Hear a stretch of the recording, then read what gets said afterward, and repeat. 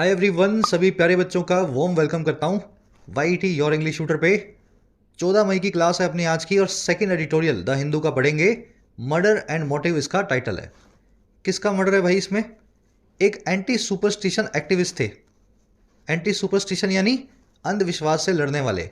इन नरेंद्र नाम के एक्टिविस्ट को कुछ लोगों ने धर्म का बहाना लेकर के इनकी हत्या कर दी। अब क्या हुआ उन लोगों के साथ इस आर्टिकल में आप देखेंगे। पुराना केस है 2013 का। शुरू करेंगे आर्टिकल को अपने क्विज के साथ में। कुछ क्वेश्चंस आपके सामने हैं। क्लास के लास्ट में इस क्विज को हमें सॉल्व करना है। कॉम्प्रिहेंशन, वोकैबलरी और ग्रामर तीनों पोर्शंस इस क्विज में कवर होंगे। सॉल्यूशंस भी तभी करवाऊंगा आपको। अभी पूरे मन से क्लास को लो ताकि 10 में से आपको 10 नंबर मिल सके। चलिए शुरू करते हैं, आइए कुछ नया सीखते हैं।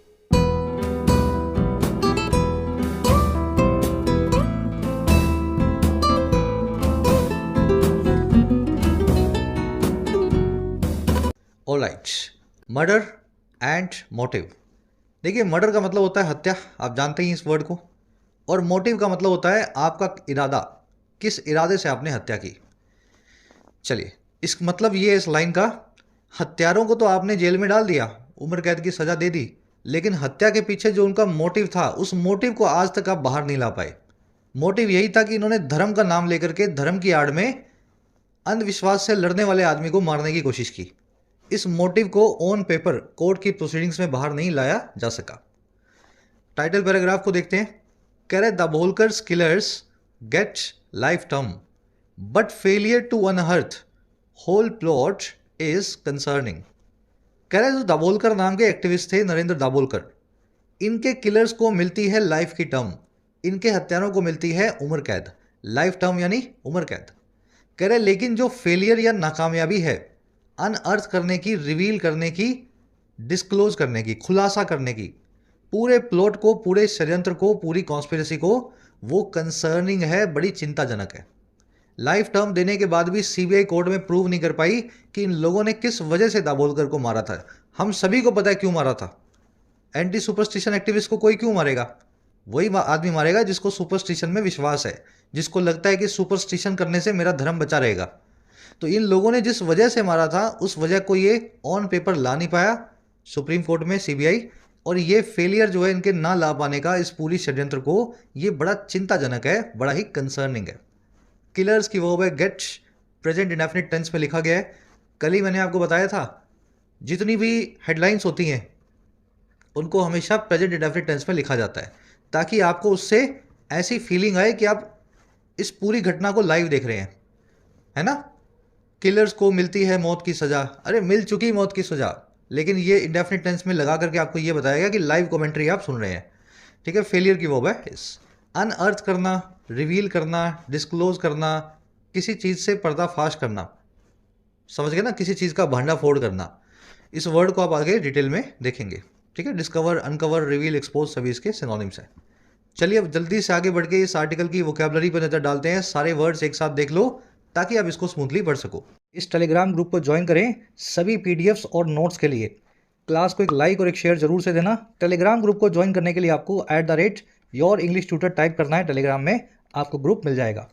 साथ ही वाईटी ऐप पे आप तैयारी कर सकते हैं अपने एग्जाम्स की, चाहे एसएससी हो, डिस्क्रिप्टिव राइटिंग हो, यूपीएससी का हो या बैंकिंग का हो। ऐप का लिंक कमेंट सेक्शन में दिया गया है। राइटिंग के कोर्स में आप सीख सकते हैं राइटिंग लगभग 60 से 70 घंटों में। फ़ायदा आप ले सकते हैं इस कोर्स का।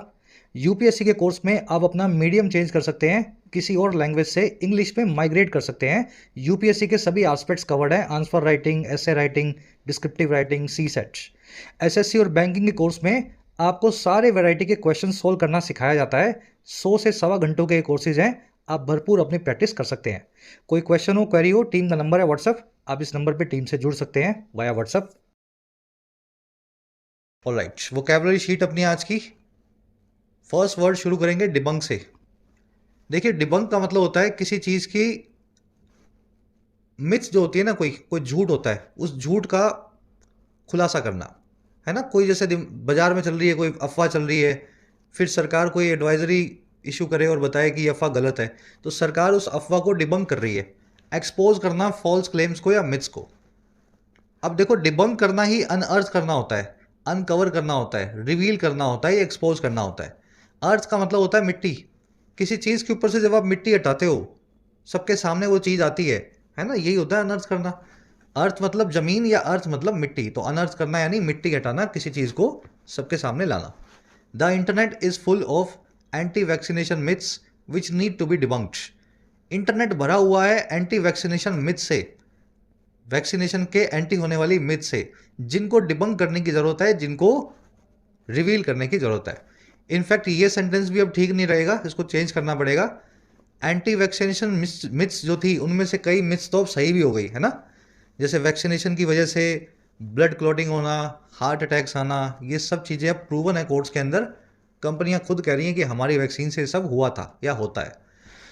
चलिए इस सेंटेंस को चेंज कर देंगे आज के नए जो है डेवलपमेंट्स के हिसाब से। आगे बढ़ते हैं नेक्स्ट सेंटेंस की तरफ। अगला सेंटेंस है सोलेस। सोलिस बोलते हैं इसको, लिखा जाता है सोलेस, बोला जाता है सोलिस। सोलिस का मतलब होता है फीलिंग ऑफ कंफर्ट। और कौन सी वाली फीलिंग? जब आप बहुत डिसअपॉइंटमेंट में होते हैं या बड़ी परेशानी में होते हैं। कौन सा इस थोड़ा फील करना है इसको सोलिस को, जब आप एकदम टूटे हुए हैं, तब आप लास्ट में सोचते हैं ना यार जो होगा देखा जाएगा, तो वो फीलिंग जो होती है ना वो होती है सोलिस। इसमें कोई ज़्यादा कंफर्ट नहीं होता, बस आप अपने आप को भाग्य के ऊपर छोड़ देते हो, नसीब के ऊपर छोड़ देते हो, देखा जाएगा यार, करेंगे जो होगा, तो उसको बोलते हैं Solis.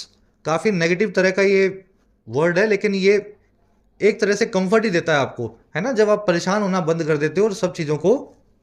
The sick man found Solis in music. इस सिक मैन को, इस बीमार आदमी को कंफर्ट मिलता था म्यूजिक के अंदर, संगीत के अंदर।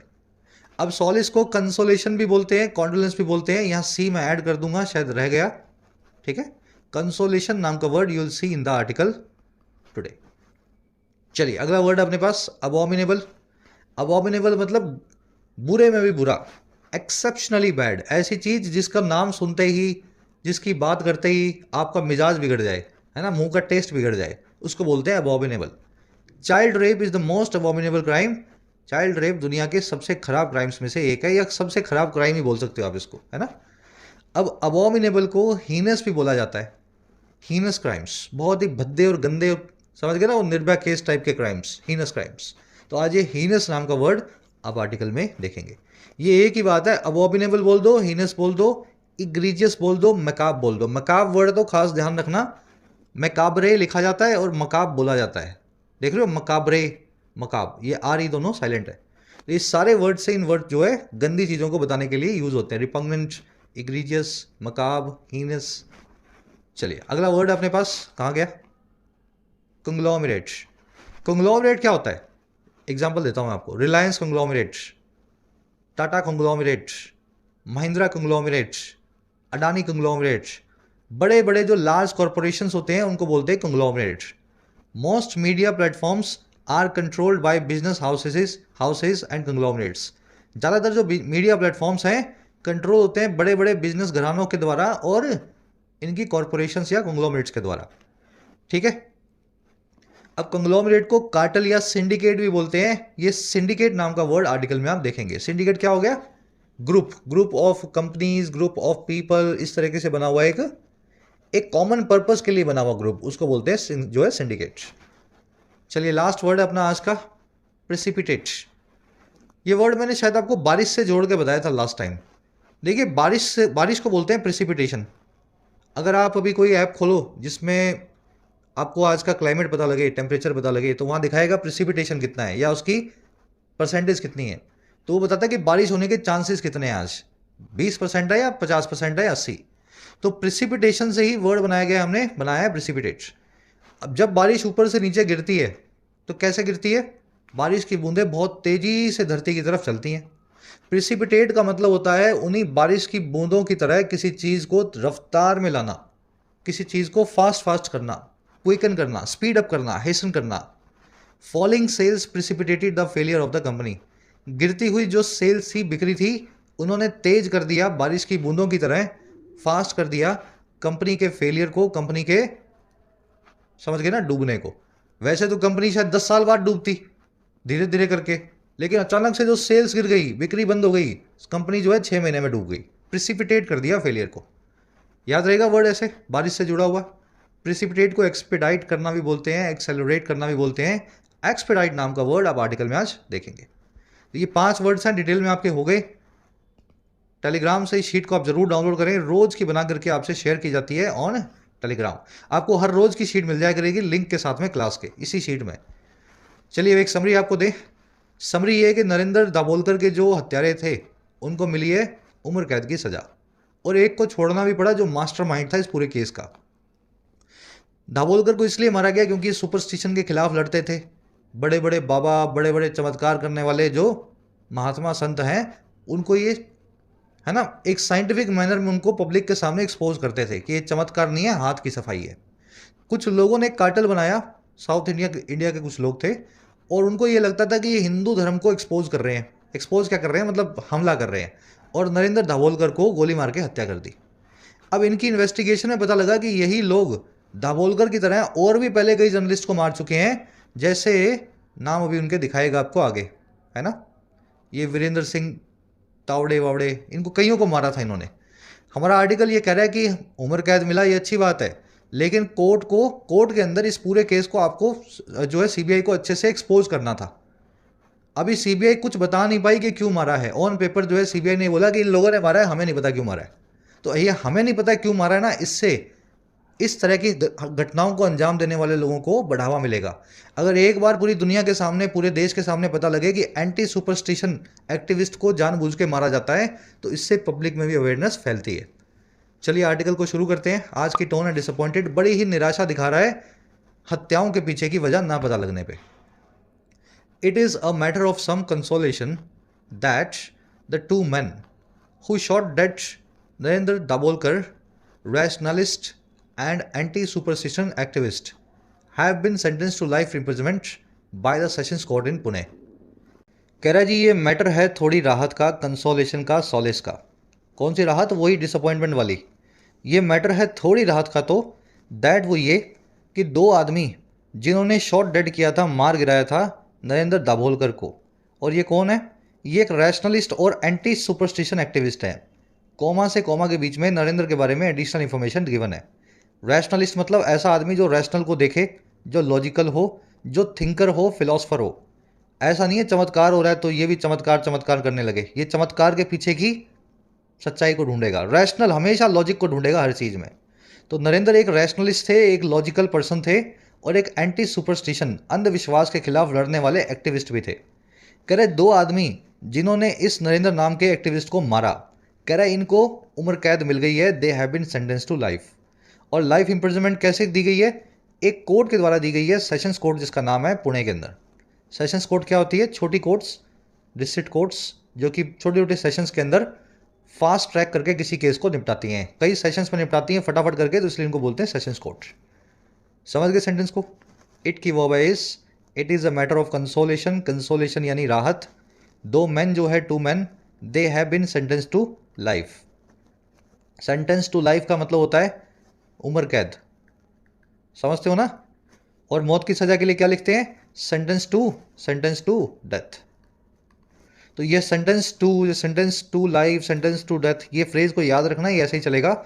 अगर मुझे आपसे कंफ्यूज करना हो, आपको एग्जाम पेपर आपका सेट करना हो प्रीलिम्स का, तो मैं लिखूंगा सेंटेंस्ड फॉर लाइफ, तो वो गलत हो जाएगा भाई, सेंटेंस टू ही लगेगा। ये टू प्रेपोजिशन इस केस में फिक्स्ड है। रैशनलिस्ट मैंने आपको बता दिया। सुपरस्टिशन का मतलब होता है जी अंधविश्वास, चमत्कार। ठीक है, चलिए आगे बढ़ते हैं।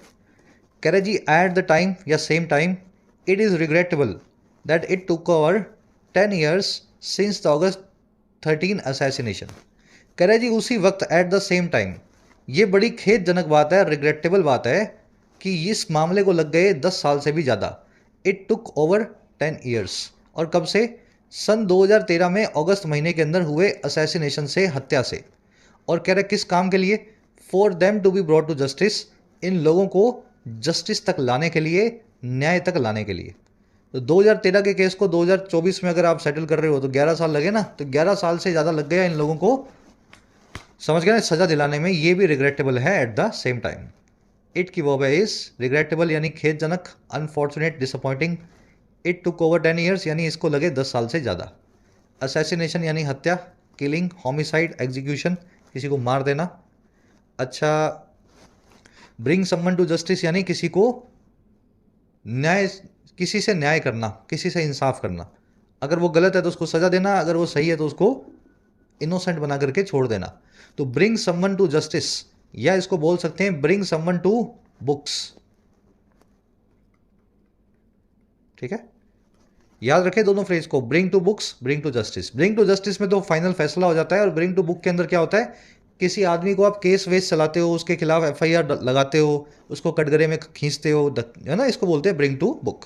कई बार ये फ्रेज देखेंगे, police need to bring these crooked people to books. Police को जरूरत है कि ये इन जो है बदमाशों को कानून के दायरे में लाए, ब्रिंग टू बुक्स करे। चलिए, तो ये फ्रेज मैंने आज के फ्रेज जो है क्विज में आपसे पूछा है, ब्रिंग टू बुक क्या होता है। कह रहा है जी, it is disquieting that the CBI और Central Bureau of Investigation failed to prove the conspiracy behind the killing। ये बड़ी परेशान करने वाली बात है, डिस्क्वाइटिंग बात है, अनोइंग बात है, खिंचाने वाली बात है कि जो हमारा सीबीआई है, जो इस केस की इन्वेस्टिगेशन कर रहा था, ये फेल कर गया प्रूव करने में कॉन्स्पिरेसी को, प्लॉट को, षड्यंत्र को, इन पूरी हत्याओं के पीछे, इस किलिंग के पीछे। सीबीआई बता ही नहीं पाया कि क्यों मारा है, बस सीबीआई ने आदमी पकड़ के ला दिए कि इन्होंने मारा है, इनको सजा दे दो। तो बड़ा ये परेशानी वाली बात है कि आपने आज तक मोटिव या कॉन्स्पिरेसी के पीछे का रीजन नहीं बताया।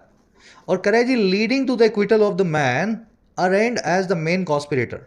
और ये सारा काम हुआ फिर लीड टू करते हुए रिहाई की तरफ, एक्विटल की तरफ, उस आदमी की जो अरेंड था, अक्यूज था, आरोपी था, मेन कॉन्स्पिरेटर के तौर पे, मुख्य अभियुक्त के तौर पे, जिसने गोली तो नहीं चलाई लेकिन जिसने इन आदमियों को जुटाया गोली चलाने के लिए। तो जो आदमी मेन कॉन्स्पिरेटर था मारने वाला, उसको इनको छोड़ना पड़ा क्योंकि कॉन्स्पिरेसी को सीबीआई कोर्ट में प्रूव ही नहीं कर पाई। इट की वॉब है इस, सीबीआई की वॉब है फेल्ड। कॉन्स्पिरेसी, प्लॉटिंग, मैन्यूवर, कबाल, है ना, मैकेनेशन भी बोलते हैं इसको, षड्यंत्र के लिए यूज होने वाला वर्ड है कॉन्स्पिरेसी। ऊपर प्लॉट नाम का वर्ड आपने देखा था, ये नीचे कॉन्स्पिरेसी इसी का सिनोनिम है। एक्विटल यानी रिहाई, किसी को बाइज्जत बरी कर देना, क्योंकि आप कॉन्स्पिरेसी प्रूव नहीं कर पाए, इस वजह से जिस आदमी ने गोली नहीं मारी उस आदमी को आप सजा भी नहीं दे पाएंगे, बस उसने ऑर्डर किया था, ये चीज़ आपको प्रूव करनी थी कोर्ट में। अरेंड और एक्यूज्ड एक ही बात है, कोई आदमी जब किसी तरीके से अभियुक्त होता है किसी मामले में तो वो अरेंड होता है। स्पेलिंग देख लेना, ARRAIGNED, अरेंड। ठीक है, चलिए आगे बढ़े। मैं एक सेकंड की फॉर्मेटिंग सही कर दूं, अक्षर थोड़े छोटे आ रहे हैं ना आज लेटर्स। चलो, कह रहा जी, it is a setback to the conclusion of investigators in Maharashtra and Karnataka that a right wing organisation called Sanatan Sanstha was behind the heinous murder of ideological adversaries between 2013 and 27। कह रहा है ये भी एक सेटबैक है। सेटबैक का मतलब होता है बड़ा फेलियर, फियास्को, डिबैकल, बड़ी नाकामयाबी, झटका। कह रहे जी ये भी एक झटका है कंक्लूजन के लिए जो इन्वेस्टिगेटर्स का आया था महाराष्ट्र और कर्नाटका में। महाराष्ट्र कर्नाटका में जो इन्वेस्टिगेशन हुई उसमें जो कंक्लूजन निकले, उस कंक्लूजन के लिए भी ये झटका है ये वाला केस। और क्यों? इन्वेस्टिगेटर्स का कंक्लूजन ये था कि एक राइट विंग ऑर्गेनाइजेशन है जिसका नाम है सनातन संस्था, वही पीछे थी इन सभी घृणित मर्डर्स के लिए या हत्याओं के लिए, जो थी आइडियोलॉजिकल एडवर्सरीज की, ऐसे एडवर्सरीज की, ऐसे दुश्मनों की जो विचारधारा से मेल नहीं खाते हैं, जो आपके हिसाब से राइट विंग नहीं है। और ये हुई थी बिटवीन 2013 एंड 17, 2013 और 17 के बीच। तो ये सारी इन्वेस्टिगेशंस भी अब जो है पानी हो गई, क्योंकि इस केस से उन इन्वेस्टिगेशंस को जोड़ के नहीं दिखाया जा सका। समझ गए ना? सनातन संस्था ही कर रही है सारे मर्डर्स, आगे बताएगा आपको सारे नाम जिन जिन के मर्डर इन्होंने करवाए हैं।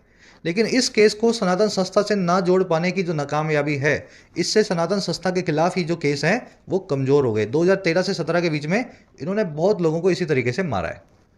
कह रहे जी, although the question is still alive in 3 other ongoing murder trials. कह रहे हालांकि ये जो सवाल है वो अभी भी जिंदा है इस केस को छोड़ के, जो दूसरे ऑनगोइंग मर्डर ट्रायल्स हैं सनातन संस्था के खिलाफ, वहाँ पे इन्वेस्टिगेशन अभी भी चालू है। तो एक केस में इस संस्था को मुक्ति मिल गई यानी बच गई है, समझ गए, ऐसा इसका मीनिंग है। इट की वो बाई सेटबैक यानी बड़ी नाकामयाबी, बड़े फेलियर को बोलते हैं सेटबैक, डिबैकल को, फियास्को को, और बड़े सक्सेस को बोलते हैं ब्रेक थ्रू। ठीक है, दोनों वन वर्ड्स हैं, दिमाग में रखना, कभी पूछ लिए जाएं, कहीं दिखने को मिले, है ना, मीनिंग आपको पता हो। Breakthrough and setback. Heinous, abominable, egregious, याद है ना, विशियस, बड़े गंदे से गंदा, खराब से खराब आदमी को, ये काम को बोलते हैं हीनियस। आइडियोलॉजिकल मतलब वैचारिक। ये आइडियोलॉजिकल एडवर्सरी थे नरेंद्र। सनातन संस्था जिन चीज़ों पे चलती थी, जिस आइडियोलॉजी पे, उसके ये खिलाफ थे, क्योंकि ये कहते थे कि धर्म धर्म है, इसमें चमत्कार की और सुपरस्टिशन की कोई जगह नहीं है। चलिए, बिटवीन के साथ में एंड का इस्तेमाल होता है, तो बिटवीन और एंड आपको पता है साथ में चलते हैं। यहाँ पे टू नहीं लग सकता था, बिटवीन 2013 टू 2017 लगते तो गलत हो जाता। अगर यहाँ फ्रॉम लगाओ तो वहाँ पे टू आ जाए, लेकिन बिटवीन के साथ में एंड। क्वेश्चन की वो है इज जी Virendra Singh Tawade an otolaryngologist associated with संस्था's activities is the one acquitted of conspiracy charge। कह रहे वीरेंद्र सिंह तावड़े जो हैं, जो एक ऑटोलैरिंगोलॉजिस्ट हैं। अब ये क्या होते हैं? कान के डॉक्टर, समझ गए? Doctor of years. वैसे तो ये ईएनटी होता है, नोज और थ्रोट भी देख लेता है, लेकिन मेन काम होता है इसका कान देखना, नाक और गला भी समझ लेता है, समझ ईएनटी बोलते हैं इनको। कह रहे जी तावड़े साहब हैं जो ऑटोलैरिंगोलॉजिस्ट हैं, ईएनटी डॉक्टर हैं, और जो जुड़े हुए हैं संस्था की एक्टिविटीज़ के साथ में। यही वो आदमी हैं जो एक्विटेड हुए, जिनको बाइज्जत बरी किया गया कॉन्स्पिरेसी के चार्ज से, षड्यंत्र के जो है चार्ज से, है ना। चार्ज का मतलब होता है आरोप से। चलिए, तावड़े की वर्ब है इज, एक्विटेड के बाद में ऑफ आता है।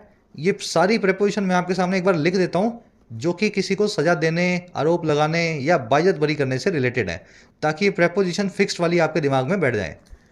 देखिए, किसी पे आरोप लगाने के लिए वो बनता है अक्यूज, चार्ज एंड ब्लेम।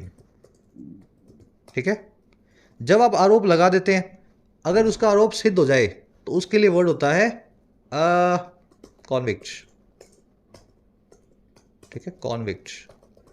और अगर वो आरोप पूरा ना हो, प्रूवन ना हो, कोर्ट के अंदर प्रूव ना हो, तो उसको आपको छोड़ना होता है। उसके लिए आपको वर्ड यूज करना चाहिए एक्विट, बाइज्जत बरी करना होता है। ठीक है, और एक्विट को आप एक्सोनरेट भी बोलते हैं। 5 वर्ड्स हैं, ध्यान रख लेना। पहले 3 जो है किसी पे केस चलाने के, चौथा जो है जब केस बंद करना हो और किसी आदमी को आपने गुनहगार घोषित कर दिया, प्रूव कर दिया। और 5वें 6वें वर्ड्स तब लगते हैं जब केस बंद करना हो, लेकिन वो आदमी आपको इनोसेंट मिले, है ना। अक्यूज के बाद में आप लगाएंगे ऑफ, कॉन्विक्ट के बाद में आप लगाएंगे ऑफ, एक्विट के बाद में आप लगाएंगे ऑफ। जिस भी चार्ज से एक्विट किया गया, जिस भी आरोप से जो है कॉन्विक्ट किया गया है, जिस भी चीज़ पे आपने उसको अक्यूज किया है, इन तीनों के बाद में ऑफ। चार्ज के बाद में आता है विद, और ब्लेम के बाद में आता है फॉर। याद रखनी पड़ेंगी, जैसे मैंने रखी हुई है, कुछ तरीका निकालो, बार बार देखो, स्क्रीनशॉट लो, पढ़ो। ये प्रेपोजिशन फिक्स्ड है तो फिक्स्ड है। एक्सोनरेट के बाद में भी ऑफ आता है, एक्सोनरेट के बाद में भी ऑफ आता है, लेकिन ऑफ से ज़्यादा हम प्रेफर करते हैं फ्रॉम को। ऑफ गलत नहीं है, लेकिन मॉडर्न इंग्लिश में ऑफ की जगह फ्रॉम का इस्तेमाल किया जाता है।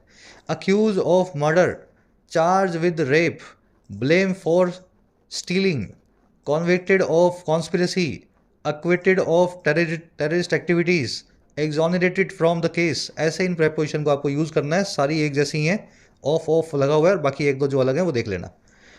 ठीक है, बढ़ेंगे आगे। आज के क्विज में मैंने पूछी आपसे, फिक्स प्रेपोजिशन बोलते हैं इनको। आगे कह रहा है जी, he was outspoken antagonist of Dabholkar and his Andhashraddha Nirmoolan Samiti Maharashtra, an organisation campaigning against superstition. ये एक आउटस्पोकन एंटागोनिस्ट थे। एंटागोनिस्ट कौन होता है? जो किसी चीज़ का एडवर्सरी हो, विलन हो, दुश्मन हो। मूवी में जो गब्बर है वो एंटागोनिस्ट है, और जो जय वीरू हैं वो कहलाते हैं प्रोटैगनिस्ट, जो हीरो होते हैं। तो ये एक आउटस्पोकन, बहुत बोलने वाले, पब्लिकली बोलने वाले, ब्लंट बोलने वाले आउटस्पोकन दुश्मन थे, विलन थे दाभोलकर के, और उसकी इस पार्टी के या उसकी इस ऑर्गेनाइजेशन के, जिसका नाम है अंधश्रद्धा निर्मूलन समिति, अंधविश्वास को हटाने वाली ऑर्गेनाइजेशन महाराष्ट्र में। ये एक ऐसी संस्था थी जो कैंपेन करती थी खिलाफ में अंधविश्वासों के और चमत्कारों के। ही की वर्ब है वॉज, ही आया तावड़े के लिए। आउटस्पोकन यानी बहुत बोलने वाला। चलिए, correct. Despite the court finding that Sachin Andure and Sharad Kalaskar, young men associated with संस्था, were the ones who shot dead the 69-year-old Davolkar in Pune.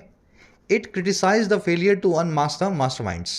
कह रहा है जी, बावजूद उस कोर्ट की फाइंडिंग के, बावजूद कोर्ट के इस फैसले के कि सचिन अंदुरे और शरद कलास्कर, ये 2 यंग मैन जो थे, जो जुड़े हुए थे इसी संस्था के साथ, यही वो दो थे जिन्होंने मार गिराया था 69 साल के 70 साल के दाभोलकर को पुणे में 2013 में।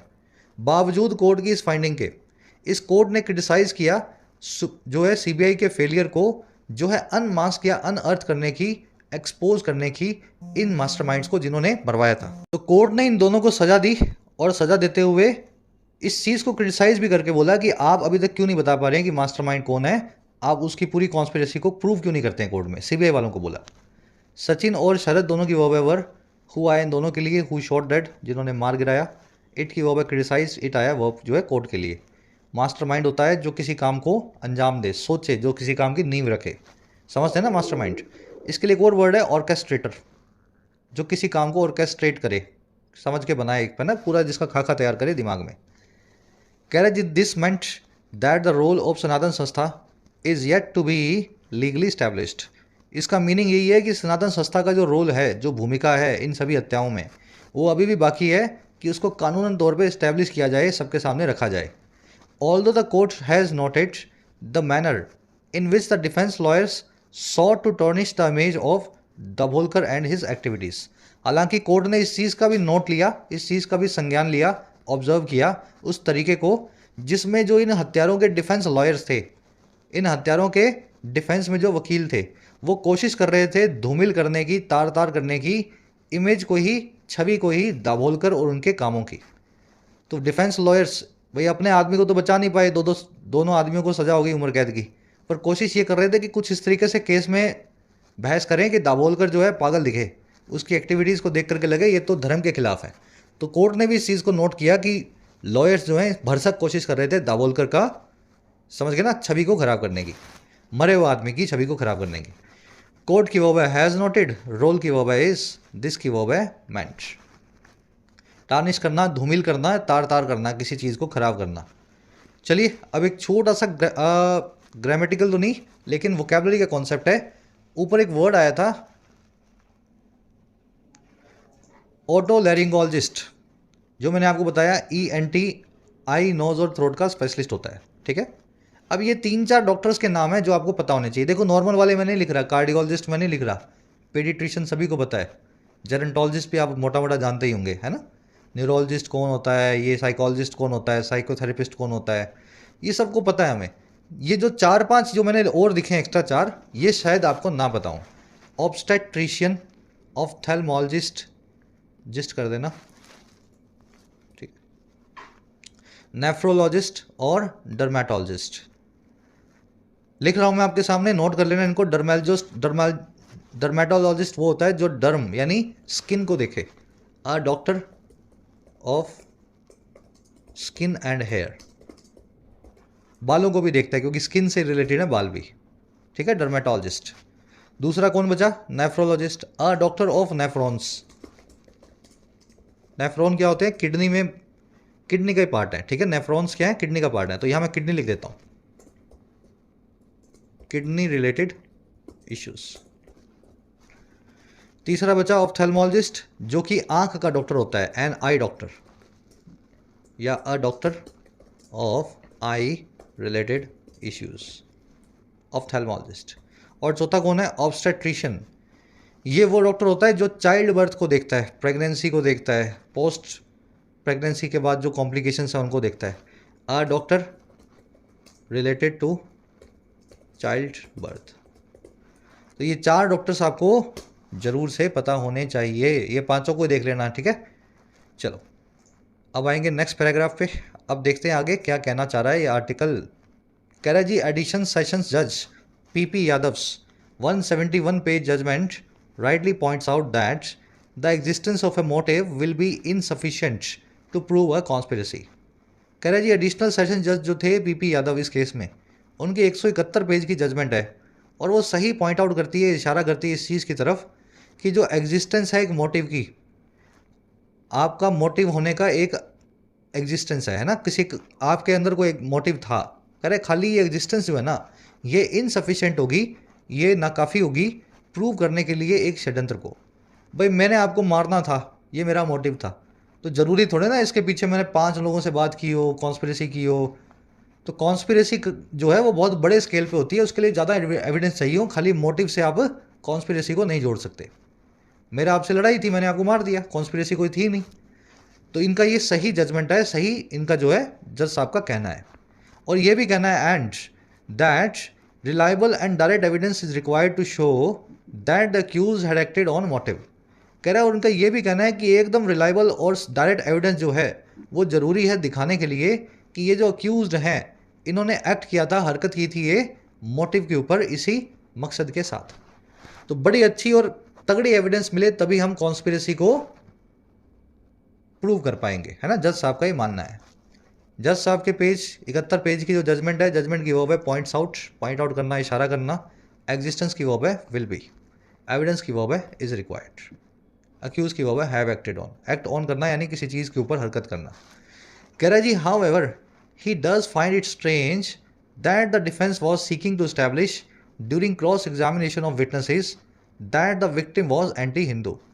कह रहा है, हालांकि ये जो जज साहब हैं इस चीज़ को भी स्ट्रेंज मानते हैं, इस चीज़ को बड़ा उन्होंने हैरानीपूर्वक समझा कि जो डिफेंस था, जो डिफेंस लॉयर थे, वो कोशिश कर रहे थे कि इस्टेब्लिश करें सवाल जवाब के दौरान, क्रॉस एग्जामिनेशन के दौरान विटनेसेस का, यानी कि गवाहों का।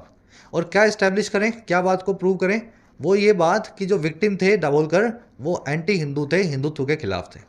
इस चीज़ को जज साहब ने बड़ा अजीब माना कि आप इसको एंटी हिंदू क्यों बोल रहे हो, ये तो एंटी सुपरस्टिशन है। जहाँ चमत्कार की बात होती है वहाँ पे आदमी आके कहता है कि चमत्कार नहीं होता, तो आप इसको हिंदुत्व से जोड़ करके एंटी हिंदू ना बनाएं। जज कह रहा है कोर्ट का, ही की verb does not find. Defence यानी डिफेंस का पाला, पूरा जो डिफेंस लॉयर्स की टीम है, वॉज सीकिंग यानी ये कोशिश कर रही थी इस चीज़ को इस्टेब्लिश करने की, इस चीज़ को प्रूव करने की that he was anti Hindu. Victim की वर्ब है वॉज। कह रहा जी, the Sanatan Sanstha's role according to investigations in Maharashtra and Karnataka was seen in the murders of Govind Pansare, a leftist leader at Kolhapur in Maharashtra 2015, academician M. Kalburgi, Dharwad 2015, and journalist Gauri Lankesh, Bengaluru 2017। सनातन संस्था का जो role है हिसाब से investigators के महाराष्ट्र और कर्नाटका में, इनका जो रोल था वो देखा गया था इन सभी मर्डर्स में, इन तीनों हत्याओं में। गोविंद पंसारे की 2015 में हुई, इन प्रोफेसर की, एकेडमिशियन की, M. कालबर्गी, इन ऑथर की 2015 में, और गौरी लंकेश नाम के एंटी सुपरस्टिशन वाले एक एक्टिविस्ट या जर्नलिस्ट की 2017 में बेंगलुरु में। तो ये सब जो है वहाँ की सरकारें या वहाँ के इन्वेस्टिगेटर जो है दोनों स्टेट्स के, ऐसा वो बताते हैं। कह रहा है जी, in fact it was the ballistic analysis of the gun use to kill Lankesh that disclosed that it was the same weapon use in murder of Kalburgi. कह रहा जी, सच बात तो ये है इनफैक्ट कि ये बैलिस्टिक एनालिसिस ही था। बैलिस्टिक्स यानी मिसाइलें, गोलियां, असला, बारूद, और बैलिस्टिक एनालिसिस मतलब फायर आर्म्स का एनालिसिस, बंदूक का जो है विश्लेषण। कह रहा जी, सच बात तो ये है कि बंदूक के ऊपर ही जो जांच हुई, बैलिस्टिक एनालिसिस हुआ, उस बंदूक का जो यूज़ की गई थी मारने के लिए गौरी लंकेश को 2017 में बेंगलुरु में, कह रहा उसी ने डिस्क्लोज किया कि ये वही बंदूक थी जिसको मारने के लिए यूज़ किया गया था कालबर्गी को। तो एक ही बंदूक से दो को मारा गया। इनफैक्ट बैलिस्टिक एनालिसिस में भी प्रूव हो गया कि एक ही आदमी, एक ही संस्था दोनों मर्डर करवाया है जिसने, है ना, प्रोबेबली जो है सनातन संस्था। 8 की वर्ब है वॉज। बैलिस्टिक्स एनालिसिस मैंने आपको बता दिया। दैट की वर्ब है डिस्क्लोज, इट की वर्ब है वॉज। कह रहा जी, several common features in the 4 murders have so far been unearthed, leading the police to conclude that a single syndicate has been active in seeking to eliminate adversaries. कह रहे जी, बहुत सारे कॉमन फीचर्स हैं इन चारों ही murders में, चारों हत्याओं में, अभी तक वो अनअर्थ कर दिए गए हैं। Have so far been unearthed, passive voice में। बहुत सारे कॉमन से गुण हैं इन चारों मर्डर्स के जिनको अभी तक रिवील कर दिया गया है, लीड करते हुए पुलिस को यहाँ तक इस तरफ ले जाते हुए कि वो कंक्लूड करे कि एक सिंगल ही सिंडिकेट है, कॉन्ग्लोमरेट है, ग्रुप है जो कि रहा है एक्टिव, कोशिश करने में कि वो मारे एक एक करके अपने दुश्मनों को, आइडियोलॉजिकल एडवर्सरीज को। समझ के? तो कई फीचर से देख के पता लगता है कि एक ही ग्रुप का ये काम है, एक ही संस्था इन कामों को, एक ही तरह के लोगों को मरवा रही है। सेवरल फीचर्स की वर्ब है have been unearthed, have been plus में वर्ब की थर्ड फॉर्म पैसिव लगा हुआ है। और परफेक्ट टेंस क्यों लगाया गया? क्योंकि सो फार, एज येट, ये प्रेपोजिशन अपने साथ में परफेक्ट टेंस का इस्तेमाल करती हैं। पता होगा ना आपको अच्छे से। अनअर्थ करना आप जानते हैं, रिवील करना, एक्सपोज करना। सिंडिकेट की वर्ब है हैज़ बीन, सिंडिकेट यानी कार्टल, कंग्लोमरेट, ऑर्गेनाइजेशन। कह रहे थे governments in Maharashtra and Karnataka must show greater political will. सरकारें जो है महाराष्ट्र और कर्नाटका की, उनको दिखाना होगा और ज़्यादा पॉलिटिकल विल को, राजनीतिक जो है आत्मविश्वास को। और क्यों? इन कॉम्बैटिंग सच थ्रेट्स, कॉम्बैट करने के लिए, लड़ने के लिए इन चुनौतियों से, इन थ्रेट से। और ये थ्रेट्स किनको हैं? To independent thinkers and activist, आज़ाद सोच वाले थिंकर्स और कार्यकर्ताओं के लिए। तो इनको वहाँ बड़ा खतरा है, जो भी गलत चीज़ को गलत बोले वहाँ, है ना, लीक से हट के सोचे, उसको एंटी रिलीजन बता देते हैं, एंटी हिंदू बोल देते हैं। तो सरकारों को पॉलिटिकल विल दिखानी होगी कि समाज के इन ग्रेट एक्टिविस्ट और थिंकर्स को मारने से बचाया जा सके। गवर्नमेंट्स की वो है मस्ट शो, कॉम्बैट करना यानी फाइट करना, लड़ना या बैटल करना। The first step in this regard is to expedite ongoing trials and focus on proving the conspiracy. और इसके लिए पहला स्टेप ये है, पहला कदम ये है इन दिस रिगार्ड, इस काम में, कि आप तेज़ बनाएं इन ऑनगोइंग ट्रायल्स को, इन सारे केसेस को तेज़ तरीके से प्रोसेस करें, और आप फोकस करें प्रूव करने पे कॉन्स्पिरेसी को, पूरे षड्यंत्र को, है ना। Motivated by religious extremism in its entirety. ये सारी वही कॉन्स्पिरेसी हैं जो मोटिवेटेड हैं रिलीजियस एक्सट्रीमिज्म से, राजनीतिक तौर पे जो आतंकवाद हो रहा है, एक्सट्रीमिज्म या फेनेटिसिज्म हो रहा है। आतंकवाद तो नहीं बोल सकते इसको, लेकिन इसमें एक्सट्रीम थॉट्स होती हैं, एक्सट्रीम एक्शंस होते हैं। मार तो आप 1 2 3 आदमियों को रहे हो सिलेक्टिवली, तो ये टेररिज्म तो नहीं है, लेकिन ये जरूर क्राइम की जो है ना, एक्सट्रीमिज्म की, उसमें आता है कैटेगरी में। इन इट्स एंटायरिटी मतलब पूरा अपने आप में, एंटायर अपने आप में, ये एक एक्सट्रीमिज्म का ही जो है एग्जाम्पल है। फर्स्ट स्टेप की वो इज एक्सपेडाइट करना, तेज बनाना, क्विकन करना, फास्ट अप करना। इनको ये तो फास्ट अप भी करना है और फोकस भी करना है प्रूव करने पे कॉन्स्पिरेसी को। चलिए रैप अप करेंगे क्लास को। होपफुली आर्टिकल ज़्यादा मुश्किल लगा नहीं हो आपको पढ़ने में। चलिए क्विज पे आते हैं फटाफट। मेन मैसेज क्या है जो कन्वे किया गया इस पैसेज में? वीडियो को पॉज करो, इन चारों मैसेजेस को पढ़ के मुझे बताओ इनमें से प्राइमरी आपको क्या लगता है आंसर बनेगा।